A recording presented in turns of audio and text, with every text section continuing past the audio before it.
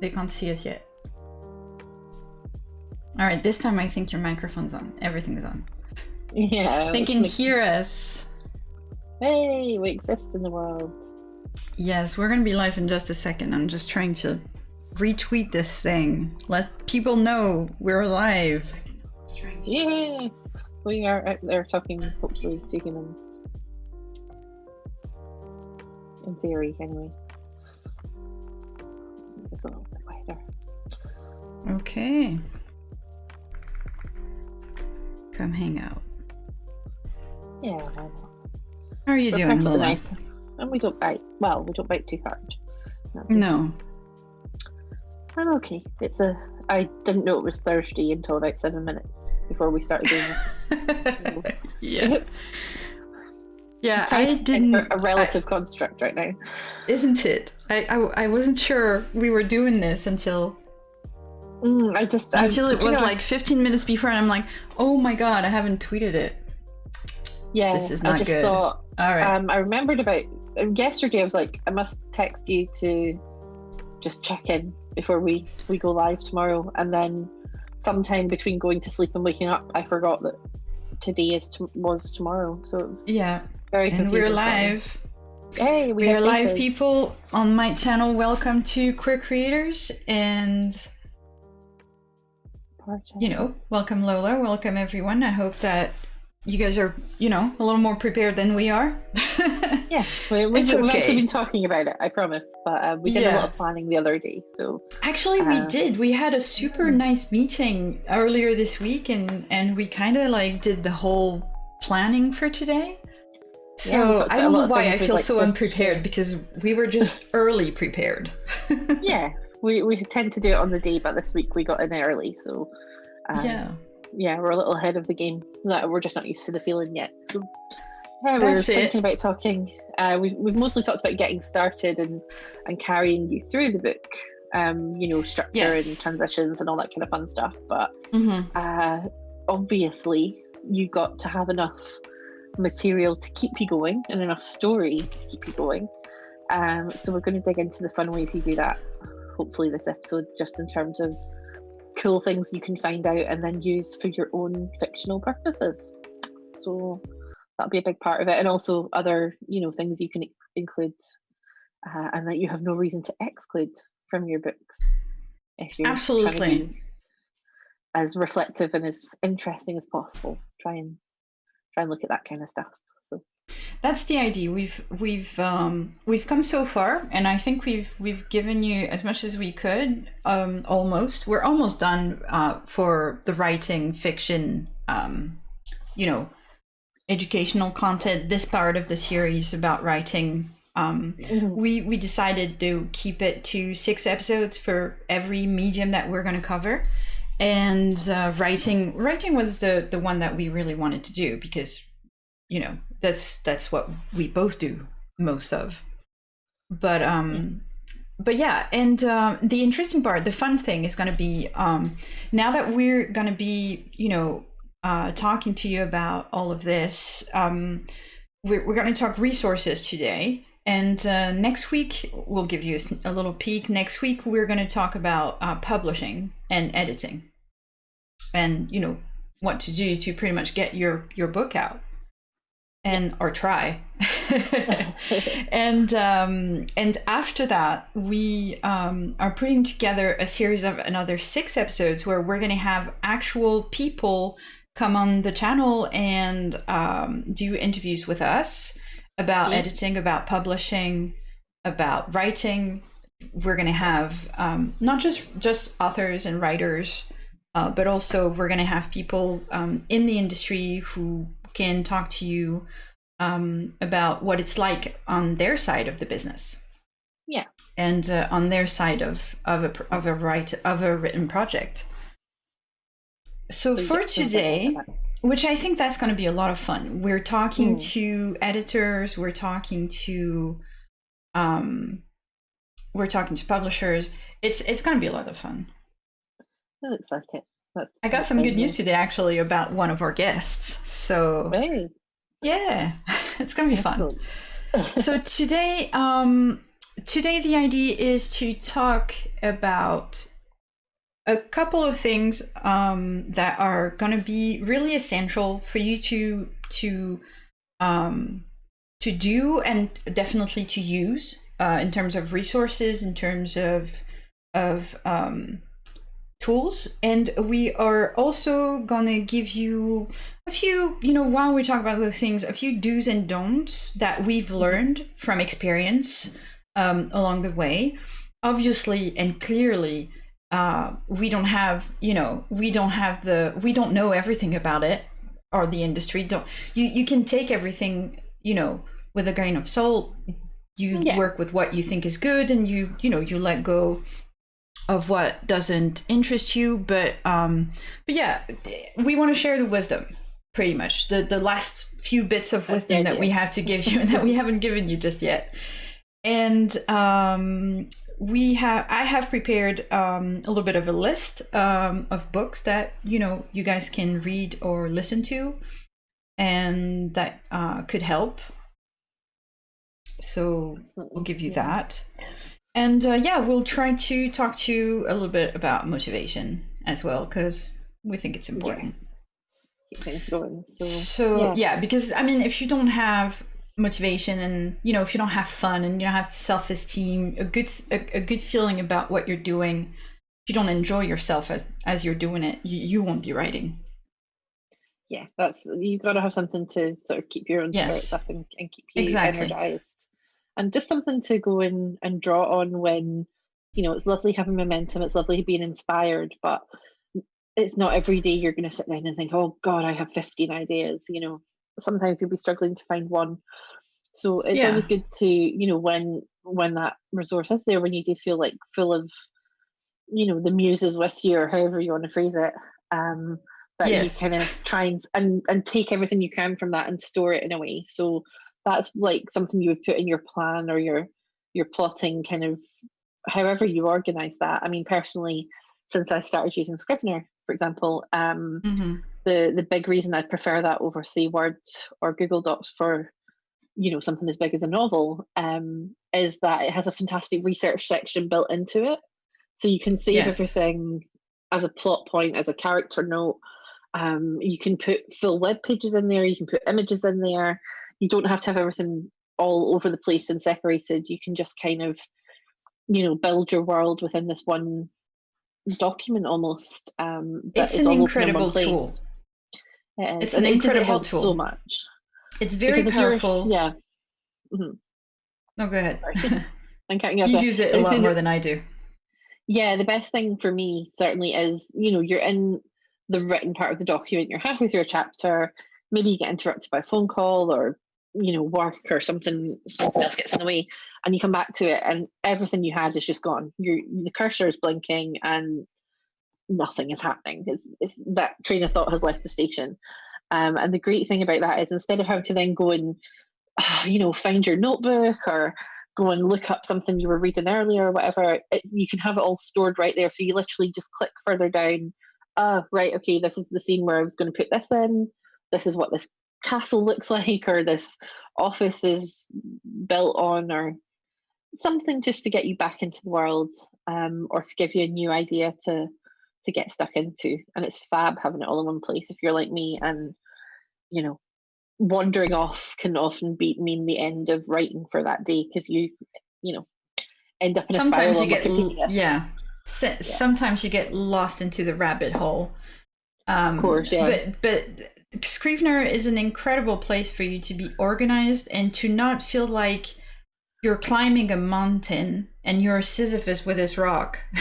Like it's a wonderful place for you to be able to feel like you can take it one piece at a time, and everything else is not gone, but everything else is not in your brain right there at that moment.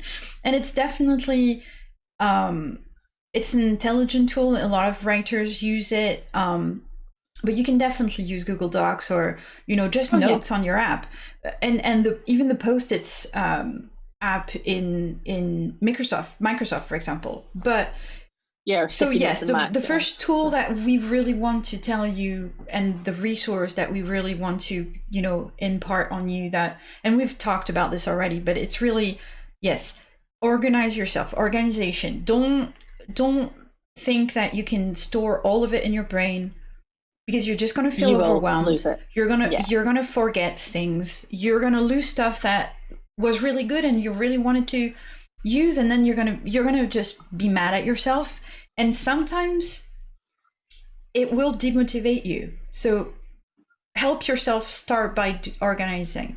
That's a really good thing. And one of the other things that Lola has been mentioning is research. Research is definitely, it's a tool and it's a resource. Why do you want to research? You want to research because, well, first, you kind of want to be accurate. Yeah, and I don't mean accurate as in canon or as in perfect. I just mean, if you're going to talk about something, even if you have experience of it, but especially if you don't, you might want to just ensure that you're portraying it the right way. For a simple reason is that, well, if you don't, your reader is going to know. Yeah, not every reader and not every detail, but they will know enough generally to... Right. It's throwing someone out of a story when it's an avoidable mistake. And they will let you know. They will, yes, they do. They will let you know. They will always let you know. A good example is probably, not my current book, but my one before that last autumn was slammed, and it's all set in the world of tennis, which is something I've been watching since I was 5. I watch Wimbledon devotedly every year. I've dipped in and out of the US and the French Open. It's something that's been part of my life and that, I could talk about confidently to someone. But when it comes to things like what order do the other tournaments come in, or, how many, tournaments has the top men's player won or whatever, that kind of stuff isn't all immediately to hand. So there's no harm in becoming more of an expert in something that you think you're quite knowledgeable about. You can never know, you won't get to use it all maybe, but you will sound much more credible to your readers if you do that.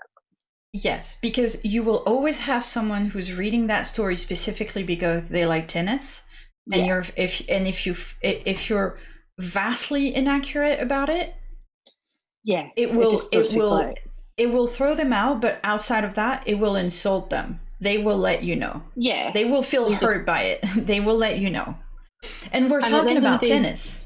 Yeah, fiction is ultimately, no matter what fictional story you tell, there's a suspension of disbelief. You're asking people to place a certain amount of trust in you as a writer, to say that you will give them something that they can turn off the questioning part of their brain, the doubting part of their brain, and they can immerse themselves in this story, and you will let them stay there uninterrupted for as long as they want. And they do something relax really wrong, then they go, we've all done it. We've all read something and gone, oh no, that's not true. It hurts your capital of trust that you have with them, and it will hurt your trust with them on other things, and not just facts. You can't create and that is something you can stuff. Exactly, and it's something you can control, because research is research. Again, we're not going to tell you how. I mean, if you want to have a little bit more ideas about the how to do your research, just leave us a comment. We'll definitely answer you. We'll give you some tools, but we just wanted to tell you why you want to research. You want to research because the first thing is, it will make you feel more confident. It will make you feel safer.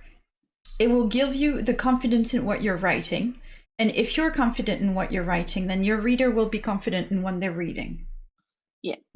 And another thing is, if English isn't your first language, and I'm going to say that again and again, because a lot of writers write in English, especially marginalized writer and niche fiction writers,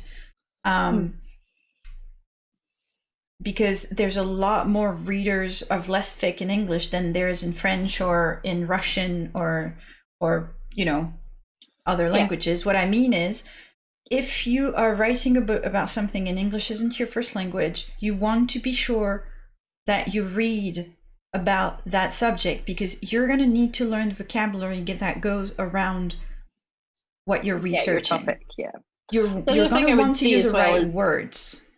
Yeah, and that doesn't like constrain you. You don't, when you're at the end of the day, you are writing fiction, so you don't only have to write things that are true, but it's like kind of like with grammar, you have to know what the existing system is before you throw it out or before you disregard it. Exactly. So if you want to write a story where, say for example, it's set in England and you don't want it to have a parliament anymore, you don't want there to be democracy. So what you kind of have to know enough about is how the existing system works, so that if you're replacing it with some other system, like, you know, an oligarchy what or whatever, would stay and what would be gone. Yeah, and how they do things, so that you can see, well, now that's done differently. And that's Exactly. I think that's the most effective alternate universe. Like shows like Fringe, for example, are fantastic at doing it, because they take things and you can tell that they understand how things work in the world we live in. So when they create an alternate universe and change the rules of it, it really holds up, and you believe that that other universe could exist because it has a replacement, or it has a different version. Ledge. Exactly. Yeah. It's walking that ledge that there's enough truth to it and enough accuracy. And truth and accuracy are two different things, but it's accurate enough that your reader is going to trust you. And that's why you do research. The other reason why you do your research is because, and it's going to take us to our next very important resource and very important tool that every writer nowadays needs to consider, and that's inclusivity. Yeah. And I'm going to add intersectionality. If you are writing a book as a marginalized author or for a marginalized audience, so if you know that your readers are going to be people from the LGBTQ community, or if you know that your readers are going to be marginalized in love with people of color, or, you know, specific niches, right? You need to be respectful of them and their experience. And for the same reason that you want to learn the vocabulary and everything that goes around government, if you're doing something dystopian, or I don't know, the virus and medical things, if you're doing something about quarantine. For the same reason, if you're writing about a community, you want to know about that community. If you're going to have characters and they're all going to be white, you need to think about that. You need to think, why are all my characters white? Do I live in a world where everybody's white? If you're going to write a book about two lesbians together, say, they have history. Maybe they weren't lesbians from the get-go. Or maybe one of your characters is not a lesbian. Maybe one of your character is a non-binary person, or a bisexual person. What you need to make sure you use the right pronouns. You need to make sure you have all those things pretty much that you're comfortable with those things, and that you're asking the right questions to yourself. There has been a sort of, particularly if you are active in genres like YA or whatever, there's been a bit of up and down over the past few years in terms of there was a sort of general consensus that everyone should try and be more inclusive, and then there was kind of a lot of jumping on people for doing that in an insensitive way or being wrong, which is fine. That's, it needs to be called out where it's gone wrong. But then people kind of took that as an excuse to not try or to not attempt it, I think, for a while. So, I'm not going to write about anyone who's different from me because I'm not qualified. What if I mess it up? Therefore, and therefore I don't want to touch it. You can't just do It's that. good to And be why can't thoughtful you of just it, do but that? Exactly. Why can't you just do that? Because it's just not life. you can't It's not say realistic. for a simple reason, you can't say, well, I'm not going to add anyone who's disabled or trans or of color because I'm not aware of their experience, and then I'm not going to put them in my book. You're just denying them existence And because you don't know about them. it makes your world limited. It makes your understanding of people seem, more superficial, I always think, in a way as well, And your where reader will notice yeah, because they live in the world of today, because we all live in the world of today.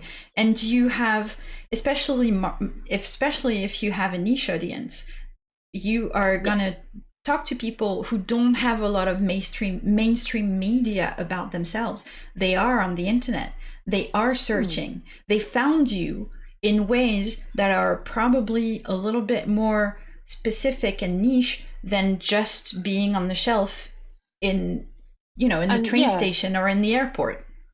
and at the end of They're the day, going we're writing these stories to represent one part of ourselves, or a big part of ourselves, which is ignored by the mainstream. So while you're already doing that, then why would you not want to give that experience to as many people as possible? as So you if you can exactly also give that representation and like the respect, I guess is the word as well, for the existence yes, of people who are absolutely. different to you in some way, but who are also treated similarly by society or by institutions, then, you know, by all means. And so many of us, without even realizing sometimes, are at the intersection of more than one identity. So, Yes, you know, there's it's a lot of it's not forgetting the other parts of yourself as well, just to give this one part of it attention exactly. and to make it the focus. It's great if you can do that, but like try and be as inclusive as possible. And that doesn't mean you have to change your own story or your own characters, but you've got room in any story to have more than one person. So like let the various different people let them have the differences that we all have in real life, and celebrate diversity them. diversity and inclusivity will enrich your novel, your story, your world. And that is what difference does. It brings all that treasure and that those precious things inside of Hmm. your stories, and it goes even further than what you first started with, because we all, most of us in this when we're writing for marginalized people, or when we are marginalized writers, we're Hmm. creators clearly.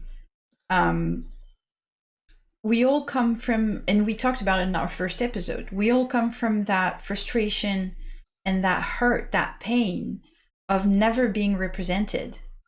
And we all agree that representation matters. And obviously, if cishet people in media and creation don't think about us, then the only people who can think about us are going to be us. And Yeah. we have to think of everyone of us, not just what we're familiar with. And that's why the more, it's not going to hurt your book. It's not because you have a lesbian couple that you can't have another lesbian couple in your story. It is not Yeah. going to hurt your book because half your characters are gay or of all other different, parts of the community. It's not going to hurt your book. In real life, we cross path with disabled people, other gay people, trans people, Yeah. intersex people, And non-binary people. We don't know most of the I time, think but we we need cross to them get everywhere. away. Yeah, we need to get away from this idea of there being a quota. Like, that's been a long running kind of sad joke, I Absolutely. think, for a while. That there's one gay character in this script in this TV show, so that's all we're going to get, and we're not entitled to ask for any more. So shows and books and films have been getting away with that for a long time. Like, oh, we have like one Token. representative who is We have a diversity. Yeah, and it is token. There tokenism, you go.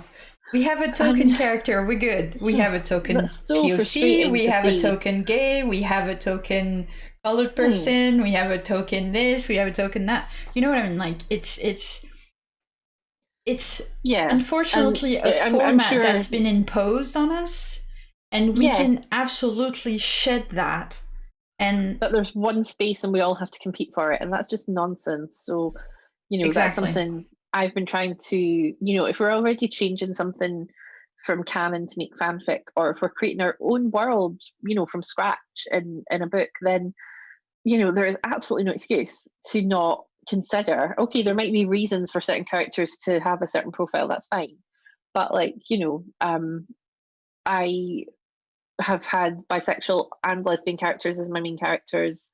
You know, there's been diversity within the cast, the overall cast of the books, and in most cases, I've even allowed some straight people in there, just to just to let them out. But no, it's there's no reason that not happens. to. Sometimes people are straight. Yeah, I know. I mean, we have to acknowledge them occasionally. But yes. There's no reason why, like you were saying, there's no reason because you have one gay couple, you can't have a second one.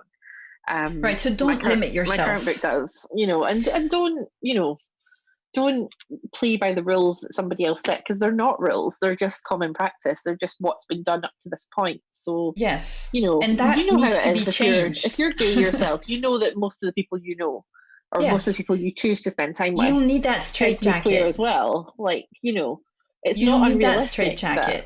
Exactly. That a queer couple wouldn't hang out with other queer people. Of course they would. Like I would hang out. I mostly hang out with queer people. So if I lived somewhere, the first thing I would try to do is, meet people that are queer in queer spaces. Because for me, that would be important. And I'm sure in your book, your characters are the same. It's super important to not limit yourself. And if there is one place where you can make, if there's one place that you can make mistakes, that's probably the one. Yeah. You can make mistakes, obviously, it's not the end. It's not the end of the world. What I mean is, if you're trying to do this right and you're making mistakes, that's fine. That's fine. Make the mistakes. Get yourself a sensitivity reader. Ask your friends, because you must have friends that are queer too, or that are, Black or Arab, or ask your friends. If you are writing something specific. The one thing I would just say to be careful about there is don't ask people to do the emotional labor for you. So if you're writing something that you're going to sell, then by all means, make sure that's a paid assignment in the same way that you would pay an editor or pay a proofreader. And if you are doing it in a sort of fandom context, then make sure that what you're doing there is more of a trade of skills rather than just exchange necessarily with being them, like mention them, give them credit for what they're doing. Do in return, and also just be aware, in the same way that, for example, after the Orlando nightclub shootings for a couple of weeks, I felt really sort of vulnerable and sort of scared in a way that I hadn't for a long time. And it was really hard in those 2 weeks for me to look at stuff and try and put a positive kind of everything's going to be fine. I can handle reading about homophobia and all that kind of stuff. I just wasn't able to do it for a couple of weeks. So it's maybe worth as well thinking, has there just been a big incident in the news, that kind of thing that affects this particular group of people, and just being a little bit sensitive yourself on the timing and not just asking people to do it. Yeah, just be mindful, but the same consideration you would like to have extended to yourself. Just don't expect people to drop everything and be like, of course, right away.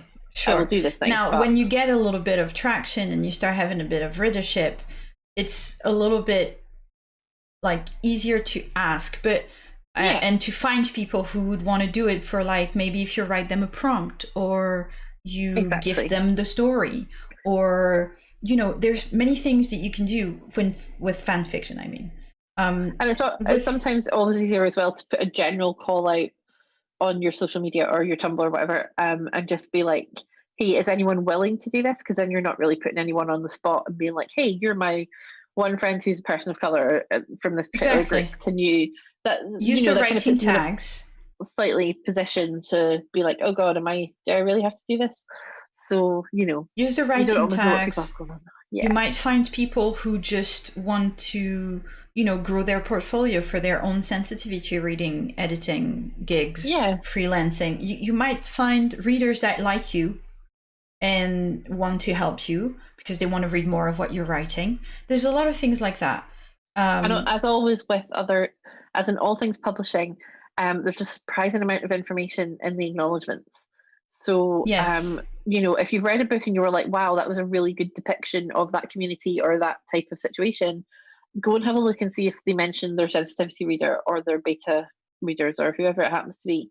Right. And then you know who to approach if you do have to do it one-on-one. Exactly. Because if there are people that you love to read and they always do something pretty good, or they have a beta reader, or you think they might have a beta reader, ask them. They will most likely send you towards someone good. The important part is try it. If you fail and if you make mistakes, as long as you have someone who is willing to help you, I think it's fine. Like, trying is more important at this point. You really need to, for us, I think if there's one message here, try to be inclusive, because it's 2020, right? We're not in 1995. We're not even in 2010 anymore. Yeah. And it's really something. It's okay. Like I said, it's okay to make mistakes. It's okay. You might not, you're gonna, if you're using pronouns that you're not used to use, you're gonna make mishaps. Just make sure that your beta reader, your editor, just make sure that they know. Just make sure that they know. Yeah. And also, don't worry, they'll let you know. They'll save you for it, because that's their job, and it will give you confidence, and you'll be better the next time. And if you've made a mistake, like if you've written the whole book and the book is published, or the story's on AO3 and everything's fine, and then you get a message from someone in the community of say you get a non-binary person who leaves a comment and says, well, see, this here, you did it and it's not right. Don't get offended. It's not an ego thing, right? Yeah. They're telling you they're telling you how what they did is painful to them. So maybe engage with them, listen to what they have to say. If you can change it, if you can change it, then change it. Like, I see that a lot. I've read a lot of stories, and I've seen, because I'm demisexual and I'm demi-romantic, and a lot of people don't know how to write it. And even authors from the LGBTQIA plus community, it's like, it's difficult, and sometimes I'm like, oh, I wish this was a little different, so sometimes you see it a lot on stories sometimes, where comments are going to be left and people are saying, oh wow, this is completely wrong. I read a story like that once. It was about it was a Swan Queen story, and Regina was a photographer in that story. That story is completely ass backward. And I'm a photographer. There's absolutely nothing about photography that's correct in that story. And it's just obvious the person didn't do their research. They just wanted to post it. They just wanted their Regina to be a photographer in that story. They didn't care about the photography parts. But so I read the part, the beginning, and then I saw all the comments. When I mean all the comments, I don't mean 5 comments. I mean, in the hundreds of comments of people saying, well, this is awesome emotionally and all that, but it's really backwards with all the photography stuff. Like, it's really not great. And your story would be a lot nicer to read if all that stuff wasn't completely weird. And it's been up on AO3 for years, and it's never been changed. Yeah, it's one of those. It's never been updated because the writer didn't care, and that comes across. The reader told them. The reader told them, No, I mean, you can see that that's an example of something that is like a technical thing that, because you've got knowledge of Yeah. it, that kind of ruined the story for you. Now imagine how much worse that would be if it's something that's actually really personal to you, like not Yeah. just something If you it's do, about but your like your gender, identity, if it's you about your know? identity, if it's about your, yeah, if it's about how you feel, how you love, how you, like, it's just, and it's painful and it's hurtful, and it's even worth, like, so if you do something, you try to be inclusive and you do as much research as you can, Yeah. and, but I mean, you know, reasonably. I don't mean spend years of research. I mean, you know, reasonably. And if you get someone who tells you this is wrong and it hurts me, just figure it out and Yeah. just change it. It's okay. It's at this point, you've done 99% of it great. So just fix it. You can fix it. And if you don't know how to fix it, ask for help in the writing community. A lot of people will help you. Because Exactly. they've been there before. Because who hasn't been there and reread a 10,000 word, you know, story and thought, "Oh my god, I've missed this typos everywhere. Oh, I misgendered this." It's like tense. Mm. You know what I mean? Like, oh, that's the wrong tense for the whole It's a chapter. thing you can check You for change and you it. can correct Yes, it, you know? exactly. So You change just it. try and be as correct as possible, and if you miss one, don't get offended by someone pointing it out. It's just not Exactly. worth being that person. And Actually, you know, that's how you grow. Grow from it, mm, right? Don't take it exactly. into your ego and grow from it. And we'll talk Because about that more next week when we talk about editing yes, as well, and how not to take that as a absolutely. personal attack. Because Yes. it's not. It's about the best version of the story. At the end of the day, everybody wants that story to be good, and B, to not hurt people.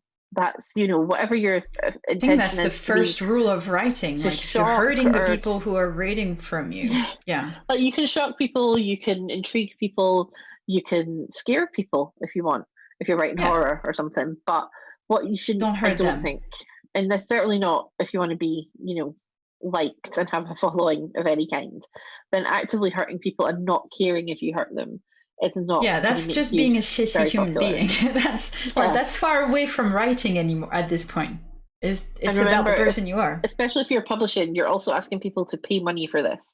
So maybe be Right. like respectful of them as people if you can possibly manage that Yeah, in the you know, process. there's a few. So once you have that basic idea that, you know, do your research, definitely do your inclusivity and your sensitivity research. Yeah. Absolutely. You know, yeah, leave your ego out of it. And if you stay open-minded and open-hearted, it will go fine. Yeah. So another thing that oh, hey, Rachel. Rachel George says constructive critics are priceless. They help you grow. Absolutely. And That's very true.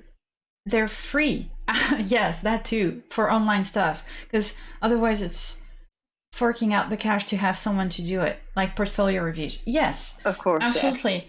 It's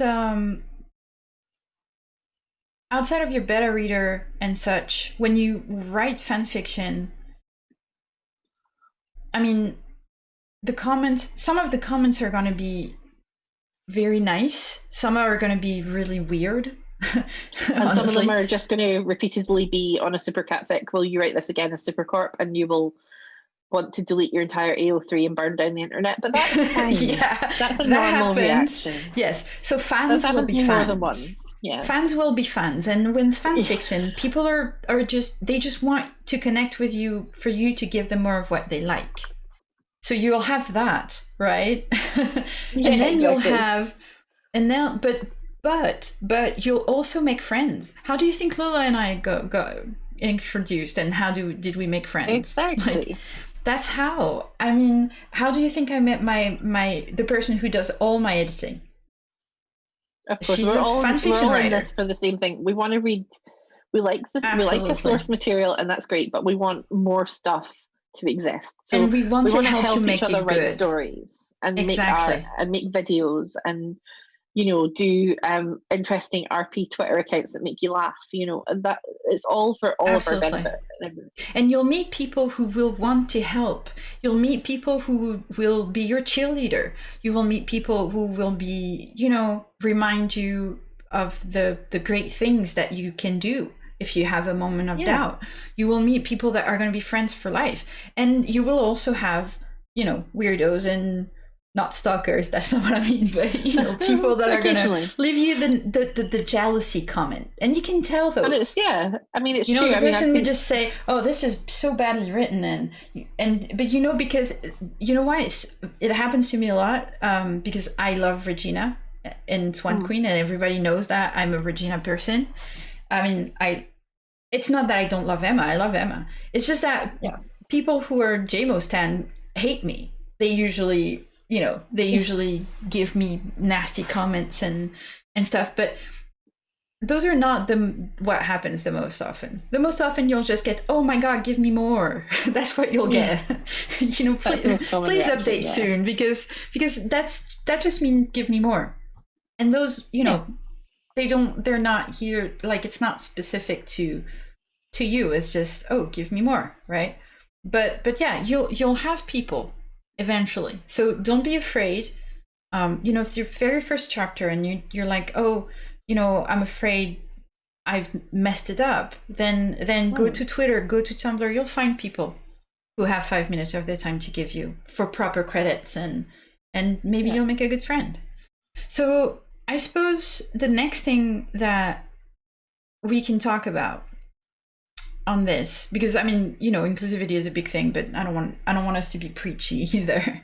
The next thing that we want to do is give you basic do's, don't advice, stuff that is very simple. So I'm going to go first, because Lola was like, "Oh, I don't know," because I don't have a lot of rules that I follow, right? It depends on what I'm up to, yeah. Exactly. So Lola was like, "Oh my God, half the time I don't know how I do it. How am I going to tell people?" I was like, I a lot on this topic, I'll be honest with you. Indeed. So I'm going to give you a few things, and Lola's going to chip in, because she just does it without knowing she does it. I'll just wildly disagree with everything, just be annoying. No, I won't do that. Okay, you could. Okay. So honestly, and we've said that before, also, but notes, planning, and plotting is your friend. And even before you start researching, before you start thinking of, "Oh, am I inclusive? Oh, what tense am I going to use? What voice am I going to do? What POV am I going to use? Am I going to do?" Yeah. The first thing that will help you, and really it will, after you've written your first chunk of good momentum, is finding your flow. And for flow, you need to have fun, but for all of that to kind of come together, you need to have a little bit of an idea of where you're going. And plan and plot, that's how that works. So for me, when I plot and plan, they're a little bit different. When I plot the first time around, I like to have a little bit of an idea of what the story's like. So I like to know what's going to happen in the future of my story. I like to know a little bit of what I want to get out of it. I want to know. So I loosely plan, where I'm going to be, what period of time, or is it sci-fi, or is it in another planet? I mean, and when I write fan fiction, it helps. For example, what helps me is pretty much what part of the show do I want to, is it first season? Is it second season? Is it this episode that I kind of want to start from? Or do I want this character or not this character? Do I keep them? I like to kind of organize myself. Like, I have all of this, ideas. I have this idea that come, and then I'm like, okay,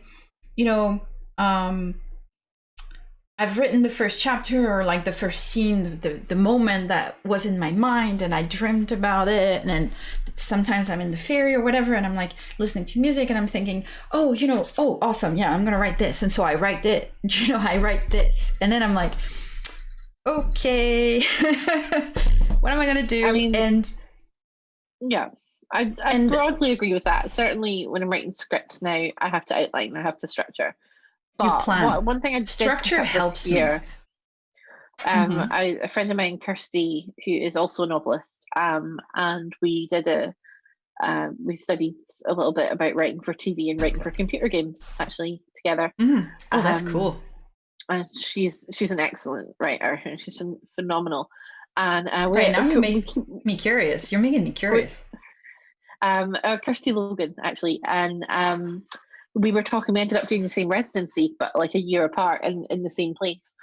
Mhm. And she was saying that the best thing that it gave her, because it was like a small town and a sort of contained area, but like one she didn't know very well, so she could kind of not get lost because she didn't know it very well, but she also had enough space to ramble and switch her brain off. And she said the one thing that she can't divorce from the process is thinking time. Before she ever puts a pen to paper, before she ever, Exactly. you know, starts writing the first sentence of the first chapter or writes an outline, or I don't know what her process is in that sense. So But I'm she going to said give that you, she has to yeah, spend some time in her head with the yes. characters and with the story, and just, So I'm going to sometimes she'll give get halfway you, through and go no. I'm going to give you my But secret recipe for all my nice. stories. It's my secret thing is, I mean, it's not a secret because I think a lot of people process the same way I process. I just think you just don't know how you process. But I don't want to poke that bear. I don't want to find I'm out a the answer. daydreamer. I'm a Yeah. daydreamer, and I have to daydream. So I make movies in my head. I see scenes and I daydream everything. And when I wrote my first NaNoWriMo, and that's another thing that we also want to give you as a resource. But when I did my first NaNoWriMo, I did it for the Swan Queen Beanbang that you organized. Oh yeah. And Back in the day. I missed the first one. And I was, I was unhappy, but I knew what I wanted to write. It's just that I knew I couldn't write it in the time constraint at that for the first Big Bang. And so I signed up for the second one. And I planned this story for 8 months. Nice.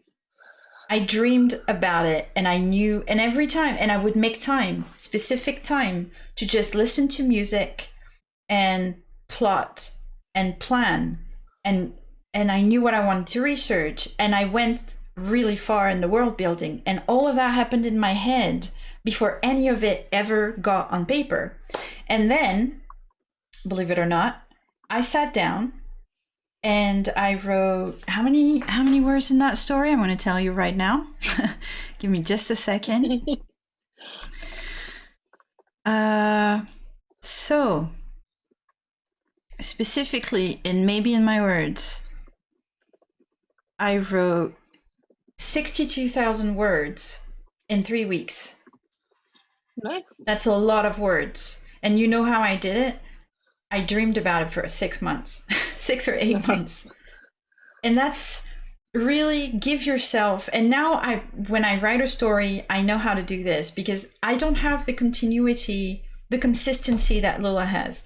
I can't just sit down, write a chapter, post it every Sunday or Friday or Saturday, whichever the day you want to, and then just see a thing, write a thing, and I sit down. Like, I have a process that it's really hard for me to jumpstart myself. Like, if you just tell me, oh, write for 30 minutes every day, nothing is ever going to get written because at least I need at least 30 minutes to like revisit my previous scene, get the right music set, and re-submerge myself inside of my story and then put it out. And it's funny because I had a class on this very topic last week, which was one of my last classes of the year, and a lot of the professional writers, they were talking playwrights, novelists. Our lecturer, Chris, has been writing for TV for, I don't know, 20, 30 years or something. Yeah. And You can it's sit down funny and how write. there's so many people have a process. He said that he always has to be wearing shoes, for example. Other people were like they have to. Yeah. One of the other writers in the course was saying that she has to, if she says that she's going to write for an hour, she has to block out an hour and a half, because Yeah, the for first me 30 that's minutes it. is like you say, it's like get the music right, get the document open, get the coffee Get made, this get I everything need to get my just brain right. right. I need to get my And brain right. I need to I get the used to be a mood bit like right. that, yeah. I need to get, but you see, But I the have to thing say, is, writing for Mhm. professional deadlines changed that, because I'm sure it I, I, does. th- I think it's partly because I'm from such a working class background, and basically even writing at all feels like a total indulgence for me, but in Mm. any sense. But um, ultimately, I just had a lot to do, and when I was doing it around a full time job, it just was not an option. Like I had to just it wasn't being precious. I know it's part of the process, and I respect people who really have a kind of a rigid discipline about their writing and how they do it, but I have just gotten good. you know, do I need to write this on the train? Then that's where it's getting written. Do I need to write it, Oh, sitting I in the can write passenger seat of someone else's everywhere. car? Yeah, I can And write I don't everywhere and every I don't have time. time It's to get just, into a certain headspace or a certain environment. I'm just like, I've been at parties and I've had to go and I'm just going to get, disappear for half yeah, an hour to write something on my phone, in a yeah. quiet room, because the idea has finally appeared. So I it, mean, it is something you can sometimes use, and it's something my wife and I go back and forth on a lot. You can sometimes use the process as an excuse. This is not the case for you, I know, but for some people, they spend so long getting you the can, perfect writing and environment, they don't that's do the true. writing. I don't. That's not what I'm. That's not how I do it. But just yes, it's just true. watch yourself. If that's not naturally your process, like for you, it's obviously just so built in to how you do things that you For can me, work it's and about get results anxiety. from it. It's about Yeah. anxiety and confidence. Is that just that I don't know that I can write until the moment I'm writing. And I don't believe in that I can Yeah, write until the moment I am doing it. And for me to be it's able to funny do because that, I have to go through the routine that I always do. But and like you said, a lot of people are just very you're more spontaneous, and it comes out of you differently. My yeah, flow is and weirdly, excellent once I'm I think started. mine comes from anxiety as well, because if I don't start now, Yeah, I it's a might not be different able to do it in anxiety. 20 Right. minutes. Exactly. So I But can't allow myself that time, because I don't trust that the words will still be there in 15 or 20 minutes. If the idea is coming now, then I have to get to the computer or the notepad, or whatever it happens to be, the phone, but the push. what's really also what I'm trying to say here is that Mm, my discipline, and I find a lot of freedom in the structure of mm, planning and plotting. And it's not the case for everyone. But yeah, I'm going to be really really honest here, is that if you're a beginner and if you're just getting into writing, everything that comes out of you spontaneously it's gold. Everything mm, that you think of and that you think you can put it in your brain and it's going to be fine for the next time, it's you're going to lose it. If you plan yeah, and plot a little bit, you're going to help yourself. It's not like if you plot something and 2 days later when you get back to it you don't like the plot anymore, change it. That's fine. It's yeah. not written in stone at all. I change I think plot it's all the time. something. I think it's something as well that's particularly important for long form, and that's maybe where a lot of Yes, people don't notice the difference. Like I used to write a lot of short stories and a lot of like one, long form a is lot of very dramatic constructed. monologues, and It has a structure. you can write a short story in one sitting. I mean, Yeah, you will probably redraft it and you will do various things to it, but you can have one whole idea and write the 2,000 words, and you can do that in one go. And so absolutely. you don't have to worry in the same way about losing it. But definitely, if you're not going to write a novel in a day, and trust me, I have tried. Um, Yeah, you have to be Lola to when try deadlines that. have gotten I very, can very plot a hairy, novel in one day, but I can't. yeah, But nobody can write a novel in one day. But can you not a plot a good novel one. in one day? Yes, you can plot your novel in one day. And you know what? Once you've plotted your novel in one day, Mm, you can write that novel in 1 month. when someone else who has zero plot and no idea where they're going is going to need a lot more time. And at some point, you will have to organize it. If you organize it, if you kind of plan your work, work your plan. That's, I know it's business advice, but it works for everything. Yeah. If you don't do it up front, or at least while you're writing, then you'll end up doing it in the editing, because someone else will come in and say, this story is not in the right order, or you have done this too early, or you've done this too late, or you're going to have a lot of rewrites to do. Yeah. You're going to have a lot of rewrites to do. So the more you plot, the more you plan, the less you rewrite. The more you write and the more you publish, more importantly, I think.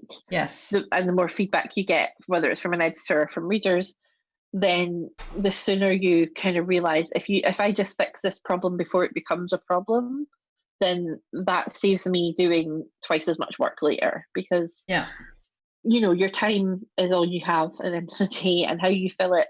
I don't want to spend 12 months working on a story that only needs 6 because I have more than one story that I want to tell, Yeah. And so because if you're, in a year you're I can get, running around wondering, oh, should I do this? Should I? It's okay to change your plan. Again, I'm going to say it. It's okay to change your plan 2 weeks after you made it if you think your plan needs to be changed. Yeah. It's okay to change your plan. Sometimes you can have an outline and you've got all your research and you're in chapter 17 and your brain suddenly goes, oh, what if? I know what would be better. And that's fine. Then you're like, you just have to remember, if you change something from someone gets murdered to someone gets married, then what you had plotted for the rest of the book is going to change as well. So obviously, just keep it in mind for other things that it might make difficult. And you have to be careful too, because if you plot too much, right? If you plot too much, you're gonna try. Well, no, because that's where I was gonna say, give yourself the freedom to completely go astray from the plot. Just start from. It's just confidence, and it's just comfortable to start from somewhere that you've kind of thought about, and you've daydreamed about it, and you've thought about it. And if you know you need to change it, you can change it right away. But don't let your plotting become your prison. It's for sure. The work that you do ahead, and that structuring, that research, all of that is to give you freedom to be more spontaneous. Because if you tell your brain, right, this character is non-binary, and you research how to write non-binary properly, you're not gonna start writing, and your flow's gonna come, and your brain's gonna remember, because you have told it. Your brain is a very smart thing. You have told it not to do, or to do this, to conjugate this way. It will conjugate this way. And if midway you reverse to something else, or you make a mistake, you read it again, you clean it up. That's it. Yeah. Plot is here to help you, not to stop you. It's easier, if you're plotting or you're outlining or whatever process you use, keep it to just enough is my advice. Because don't write a whole chapter of plot. If you write, like chapter 1, this, and you basically write chapter 1 but not as well as you're going to write it in the book, then when it comes to rewriting it, you're going to be like, oh, I already did this. Honestly, I never write more than I write on average 200, maximum 500 words of, if I'm going to plot something really big and it's really important. But my plot is usually per scene, because I write per scene. Per scene, my notes are like, what, 200 words? 100 to 200 words max. Sometimes it's 50 words. If I do it as a sentence or 2 sentences, it's never more than that. It's bullet points mostly. Yeah, and pretty much is like, this happens, this happens, this happens. I know, because, and I'm not saying what happens, how it happens. I'm just saying, okay, I remember in this moment, this is what I'm looking for. Right, boom. I want this, I want this, I want this. And then I just go. And you'll find your own happy medium. Yes. In there is a thing. So not to worry about that. But yeah, so in terms of when it comes to research, when it comes to how you outline, when it comes to what ingredients you use to make the overall recipe that is your story, the best thing you can do is just read around and take the bits that you need and that work for your way of working. So if everything we've said, for example, is just like, oh, I can't do that, that's fine. There's no exam on this at the end where it's like, did you use every piece of advice as you were told it, you know? Yeah, of So, course. and that's why, you know, it's not something I've done a lot. I don't tend to read a lot about writing, but every so often I'll come across isolated bits of advice from a book or from you Yeah. know, a seminar or something, and I'm like, oh, I'll take that because that's useful to me. And then there might Yes. be 5 other points, and I'll go, not relevant. Mm. So, and that's why I don't really tend to be like, oh, here's a book about writing, and the whole thing will help. But I can see that if you're someone who wants to read all of the options and then pick the bits you need, then something like a book on, you know, how to write a novel, how to write a script, something like that would be like incredibly useful. So I Sometimes think it you were is. saying, I think you were saying Sometimes it's too that not. you had some sort of Yes. So go-to reference sort of books that would be useful. so there's a book that I like a lot. That's called Grammar for People Who Hate Rules, because I hate rules. I'm one of the most contrarian person Yeah. that, like, that's my editor will tell me sometimes that she edits things in a way so that because I don't want to do what she says, I'll end up doing the right thing. Yeah. She tricks me into the right edits because she gives me an edits I don't want, and then I end up doing the one that she wanted. That's how. That's like, I use punctuation to protest. So we have this little game. So when I write stuff and she will edit my things, and sometimes we have punctuation battles. It makes me angry. Punctuation, especially punctuation in English and punctuation in French and English, are so different. I use when she, so for example, if she makes me change something that I don't like, I will, or if I'm writing and I know that I'm writing something that she's gonna have a party with, I will spend the next 2 paragraphs fucking up my punctuation on purpose. It's become like, I'm too scared of my editors to do that. Seriously? Okay. But see, I'm never scared. I'm a pain. Well, I mean, she's a pain, so I'm a pain. That you guys are also friends, and you know, yeah, we're very good friends. Also, I'm an editor, but so I know how to play with it. I'm just trying to think if I did that to Lee, like I would seriously have to move out and teach my name. If you did that to me, I would have a good laugh, actually, because I would see that you know what I'm trying to do, and it, you know, actually I would think it's funny, but oh no, like, so what I mean is to leave little like things in there sometimes that I'll just get a comment going, I know why you did this, and I'm like, yeah, that is why I did that. Because editors, the point of an editor, we'll talk to you about this next week, but the point of an editor is to make your book, it's to amplify how good you are. That's what an editor is for. They want to make themselves look good, but you look good in the process. If you wrote something good, they're here to push you to writing something excellent. Yeah. And that they know you can do. That's what a good editor does. So a few other books that are really good. One is called Hyperfocus by Chris Bailey. Another one is called On Writing by Solstein. There's a lot of on writing, but there's a lot of them. And this one is good. And you'll find another one that's called Write On by Adrian Maxon. Right. Those are, if I had to choose like 3 or 4 books, and the Chicago Manual of Style, but that's quite indigest. So, you know, indigest or indigest. That's I need to look up a rule kind of thing rather than maybe read it cover to cover. That's like, if you're like, oh, do I do this or do I do that? Look it up in there.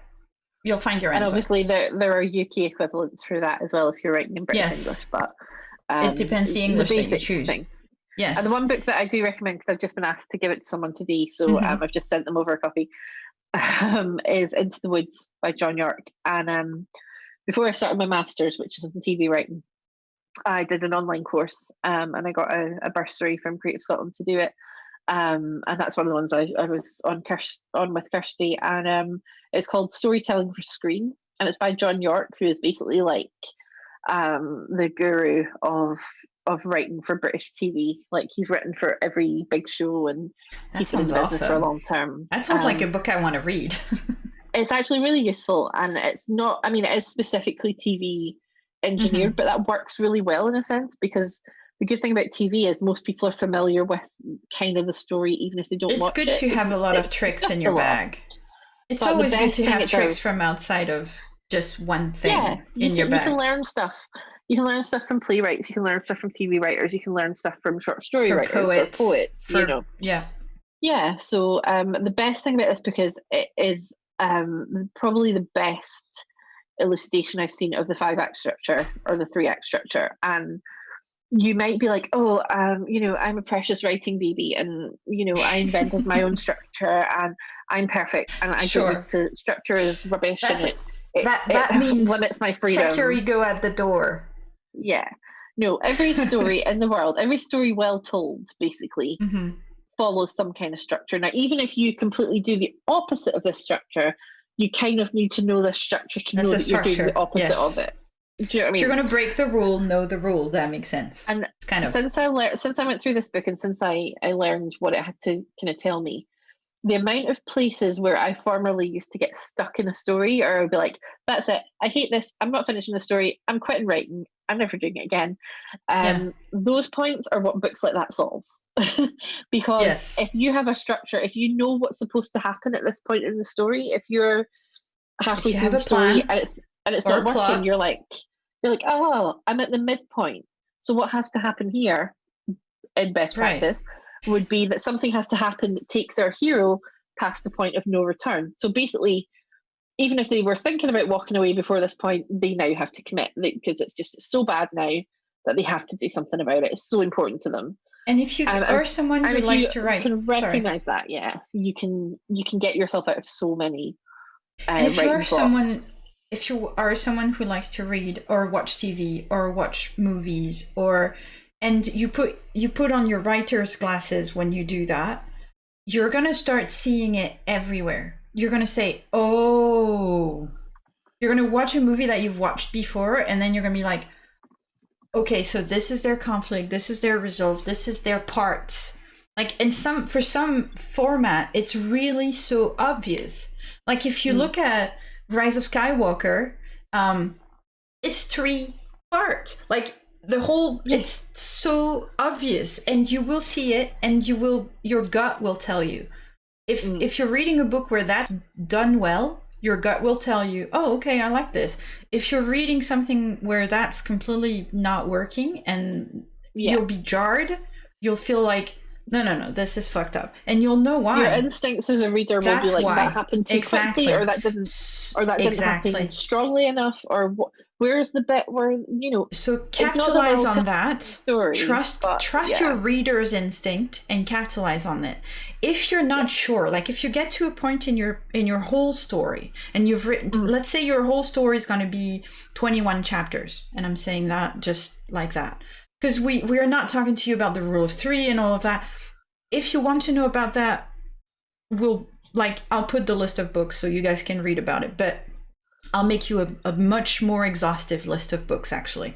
So if you're halfway through your 20 chapters book, and you're like, damn, it's just, I don't know, where am I going? What's going on? Like, if you feel confused or lost and you're not sure what to, just reread your stuff. Reread from the start, and your gut is gonna tell you, okay, this is slow, or this is too fast, or I gave it away even before it started, or I mean, obviously your editor, your beta reader, your friends, your partner, the persons who love you that you're forced to read your stuff because you won't, you know. We all have those, exactly, right? Your cats, everyone, that your brain, your own self, like, read your thing, like, you know, on your commute or in the bath or whatever, just reread your stuff, and it will jump to you eventually. Let's follow your guts, but also what I'm trying to say is, follow your experience. And what we've been trying to give you in all these episodes so far is the things that experience taught us for beginners. So yeah, once you're not a beginner anymore, those things will be a little bit more natural. You'll be able to see them, you'll be able to plan them, and you'll be able to use the structure to help you. And you don't have to stick to it rigidly. You don't have to be a prisoner to it. You don't. But you can use it to your own advantage. You can use it to help you get out of sticky situations. So it's a phenomenal thing to be, at least learn it before disregarding it. That's all what I would always say, because it helps to know what you're ignoring. It does. And breaking rules is an art, just like everything else. Another resource that we haven't given you, but Lola put it in and it's interesting. It's called Writing with Color on Tumblr. It's a Tumblr blog, but it's a space where you will find a lot of well, why don't you tell them, Lola, because it's basically a question and answer blog, and it's run by a group of friends who moderate it together, who are of different ethnic backgrounds, and they are all people of color. So they sort of take the questions relevant to them and they answer them for you. So you can submit just regular asks about, you're writing a character who does X, Y, and Z. Is that okay? I want to use this term. Is there a better way of saying it? And it's not just for, white people to ask questions, but it is also for that. It's also for people, to write just about communities that might be similar or overlap with their own, but they're just not sure about the specific, in community sort of feelings about certain things. So if, it's just from the most basic stuff, like not using food terms to describe skin color, to, is it okay to have a character from a Romani background do this sort of thing in the story? Is this a cliche? Is this racist? Is this whatever? And it's like a safe space where people are volunteering to do that kind of emotional labor. So you can be reasonably sure, be respectful, ask the question in a sensible way. But it just means for stuff, if you are writing outside your own comfort zone, you can double check with people from that community and just see, is there a way of making that not offensive and not hurt anyone? And it's phenomenal. They've been on Tumblr for years, so they've got this massive archive. You can go into their actual blog and search for things by certain terms and by certain, groups and communities. And I would imagine, I haven't looked myself, but I would imagine there's similar things for writing about disabilities, writing about sexuality, writing about gender. So I'm gonna give you one that I like on Twitter. That's called the A's Journal, AZE, and they are pretty much about asexual and aromantic. They're an asexual and aromantic resource, and they have a lot of creatives and publishing writers and artists that are aromantic and or agender, asexual. Yeah. So all of us, the A's, the A's. That's why it's called AZE, the A's people. Nice. So it is an interesting place if you're looking for things pertaining to that. That's something, for example, I know I'm very weak on. So and it saves me ringing up or texting my friends who are ace out and just sort of being like, hey, can you help me out for a story, because I hate being that guy sometimes. So it's nice to have a general resource, and then you can normally find out enough from that to then, if you do have to ask further questions, it tends to make you a bit more sensitive about how you ask them, and I think that's only a good thing, because you've picked up a lot of the right vocabulary and stuff. And if you kind of start, so my advice also would be, if you're looking for more resources about specific things, go to Tumblr and go to Twitter and start searching hashtags. And if you search those hashtags, you can even leave a message with the hashtags that you're interested in and say, where can I find good research for this or for this specifically? Some people will answer you if it's a 2 seconds answer out of their day. They might tell you, oh, look up this person, or look up this blog, or look up this place. It's it's on, none of this is mainstream. So you will not, like, mainstream Google is, I mean, Google is your friend, whatever you want to do, you know, just, I mean, the search engine, not the company. Searching, like, search for keywords and it will help you. But if you search social media for certain hashtags, you might find resource that you don't know. I do it all the time. Like, I know that if I'm looking for something and I'm not sure about it, I like to watch media on stuff that I don't know about. So, like, for example, I like to go into Pink News, and if I'm going to write about trans people or non-binary or stuff like that, I'm going to go to Pink News or to Trans News or certain places, and I'm going to try and look at what they recommend that is good media that represent them well. Yeah. And then I try to consume that. Well. Yeah. Exactly. I try to consume that. And then if you see in places like Them, Diva, you know, those magazines and all those places, you see like Autostraddle, and you follow those people a little bit around.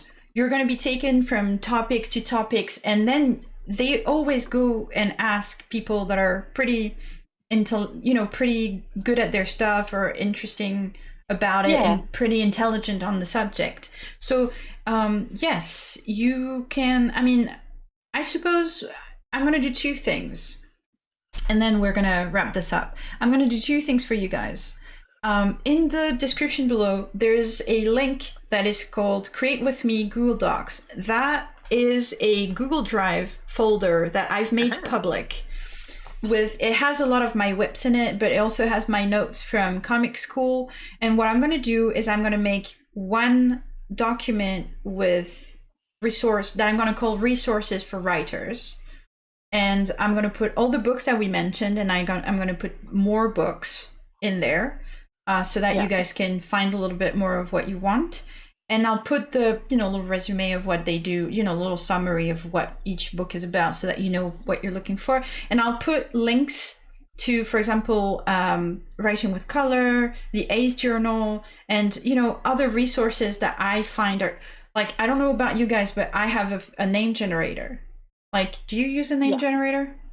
Yes, those are helpful tools. Like, those are links that sometimes you're like, oh shit, where am I going to find that? And like, so I use pretty much always the same. At some places that I like to do, I've done a lot of research about certain things, like for even if we have certain specialty research, for not just for sensitive things, we could put links in there.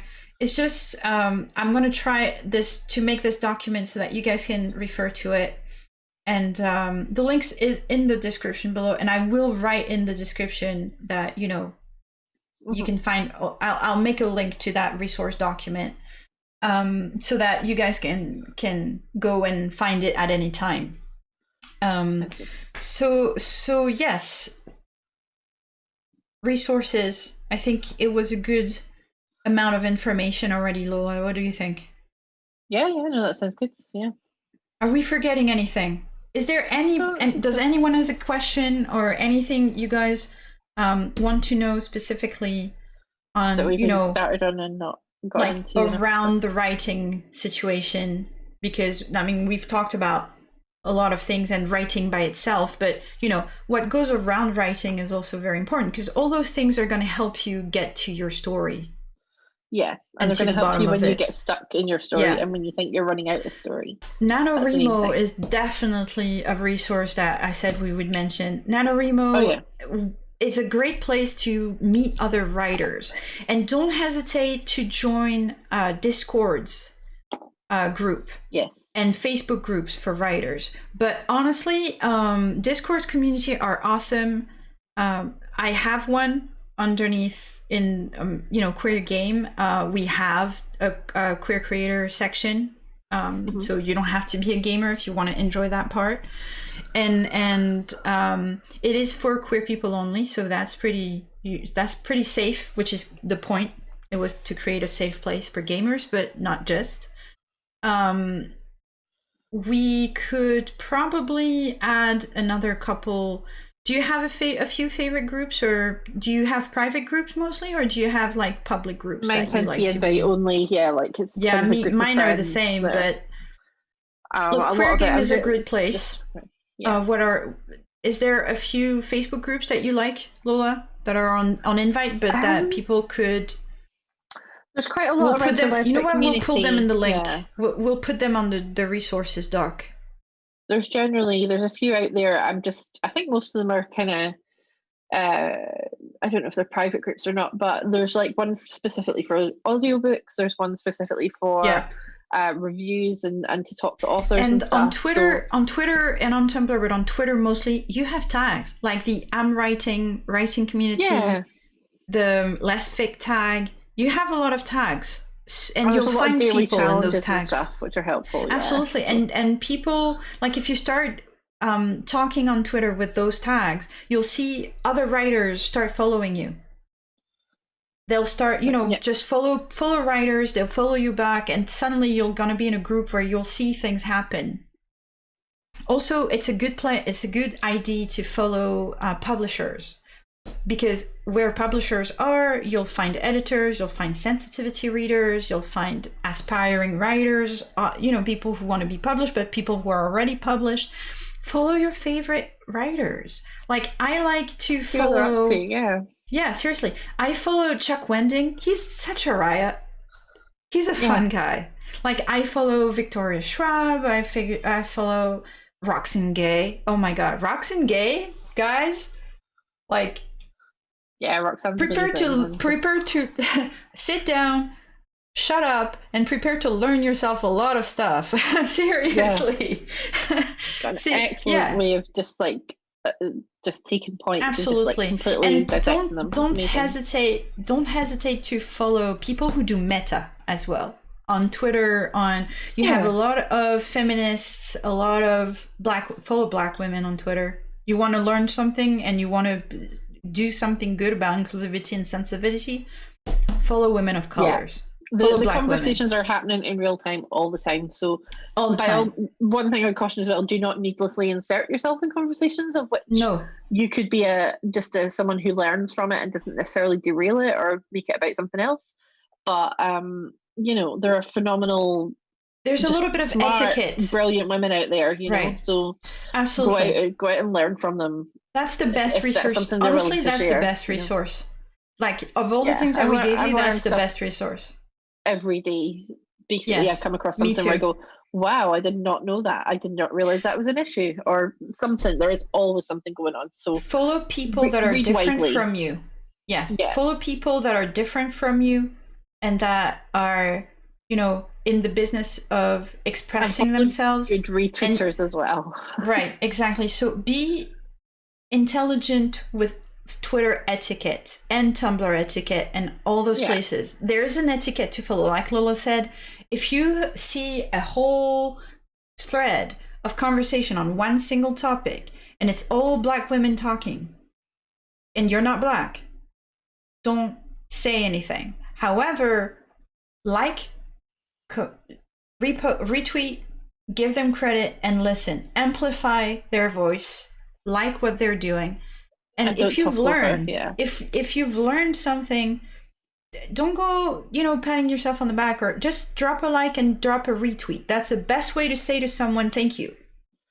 Yeah, get the word out, spread that. Exactly. That amplify marginalized people's voice, especially people that are more marginalized than you. That's called putting. So yes, check your privilege. Listen. Don't insert yourself in conversation. Don't retweet something and then comment about something else in that retweet. Like, say, I did it once and I got told very clearly that it wasn't good, and then I never did it again. But it's like, if somebody says,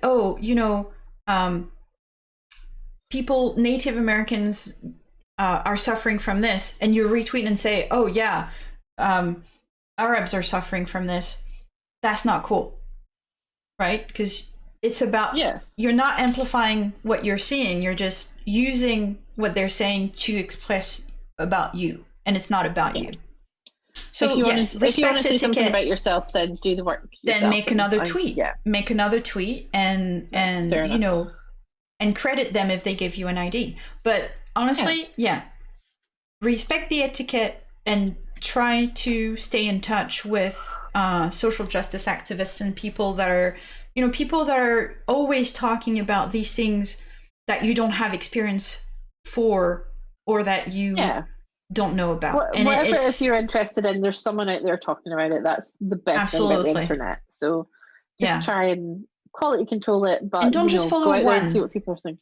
And don't just follow one, because then you never, you know, it's not necessarily always the right person, but you won't know if you don't have anything else. In the same way that, you know, no one lesbian speaks for all queer women, you know. Exactly. No black women speaks for all black women, and etc. And get an idea of the overall opinion and the general consensus, but don't take one person as completely, don't make them do the work for their entire community. So yeah, I think that's a good rule of thumb to wrap up on. It is. So. Okay, so all in all, these are all the do's and don'ts that we could think about, and the why of resources and tools. I will create that document for resources and tools so that you guys so that you guys can have access to that, and you can go back to it, and I'll make it clear in the video descriptions that's what's in there. And thank you for watching. Thank you for staying with us.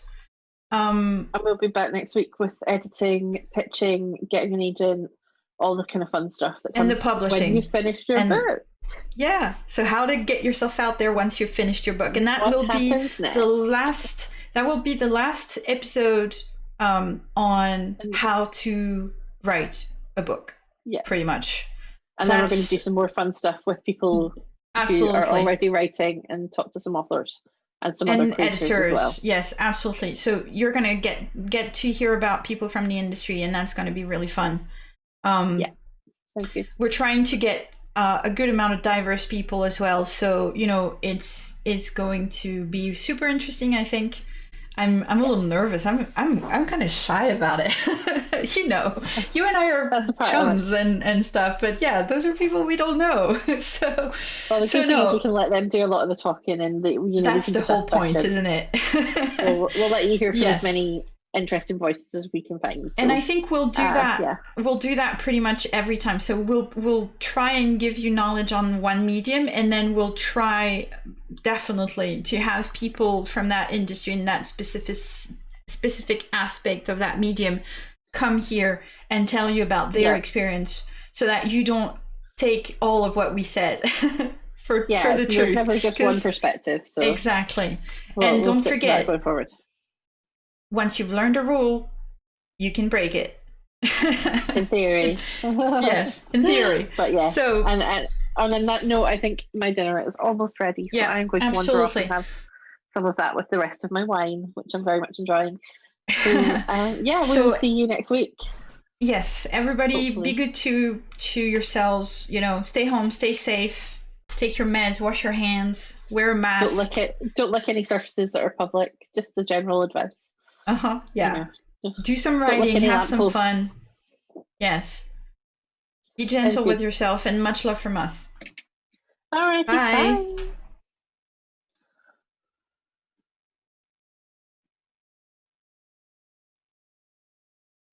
Oh, I forgot to say.